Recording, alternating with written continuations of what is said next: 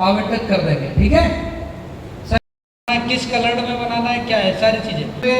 देश में ये कानून लागू हुए और इसमें गृह मंत्री जी जो है हर 3 महीने में समीक्षा करते हैं केंद्रीय स्तर पर कि नए कानूनों को लेकर जो है क्या चल रहा है। सारे स्टेटों के सीएम को बुला के जो है या तो वो फिजिकली इसमें मॉनिटरिंग करते हैं या तो बीसी के माध्यम से मॉनिटरिंग करते हैं। तो यहाँ सभी पुलिस के सभी थाना प्रभारी, सभी स्टाफ और सभी लोग बैठे हुए हैं, ग्राम रक्षा समिति, नगर रक्षा समिति वाले। तो इसमें हमको पूरा तीनों कानूनों में जो भी नए प्रावधान जोड़े गए हैं और जो भी नई कार्रवाइयाँ हैं उसको लेकर हम सभी लोगों को ध्यान रखना है और उसका प्रॉपर कंप्लायंस भी करना है। जितने भी कार्य हैं हमको सभी लोग इच्छा भी होगी तो हम चालान जो है पेंडिंग है जिनको ऑनलाइन फीडिंग करना है CCTNS में, तो सभी थाना प्रभारी लिस्ट आप लोगों को सबको मिल गई होगी। 26,000 चालान आपको ऑनलाइन फीडिंग करना है, तो इसका आप रोटेशन बना लें और इसमें कार्रवाई करना है। उसी प्रकार से मैंने भी जिला ज्वाइन किया है, तो मेरा भी दायित्व है अपना परिचय देने का। तो उसी क्रम में और नगर रक्षा समिति के लोगों के साथ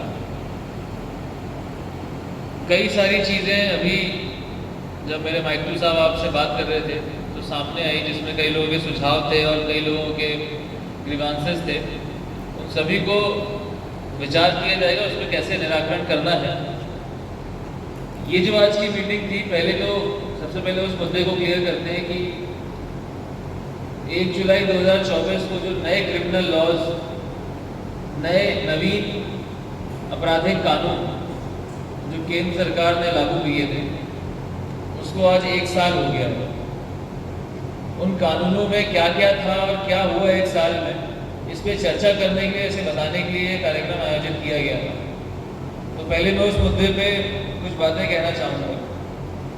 हमारे जो नए कानून थे उसमें पहले जो भारतीय दंड विधान था वह भारतीय न्याय संहिता बना, जिसमें दंड से न्याय की तरफ हम बढ़े।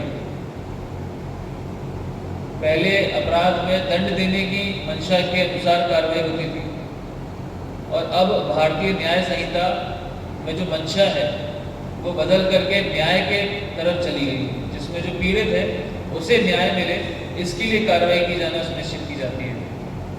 इसी प्रकार से पहले क्रिमिनल प्रोसीजर कोड हुआ करता था, जिसमें आपराधिक जो भी कार्य प्रणाली है उसको किस प्रकार से किया जाना है, उसके लिए अब जो नया कानून बनाया गया है उसका नाम है भारतीय नागरिक सुरक्षा संहिता, जिसके नाम से ही समझ में आ रहा है कि भारतीय नागरिक जितने भी हैं उनकी सुरक्षा के लिए जो कार्य प्रणाली करनी है उसकी क्या कोडिंग है, क्या कोडिफिकेशन है, उसको इसमें बताया गया है।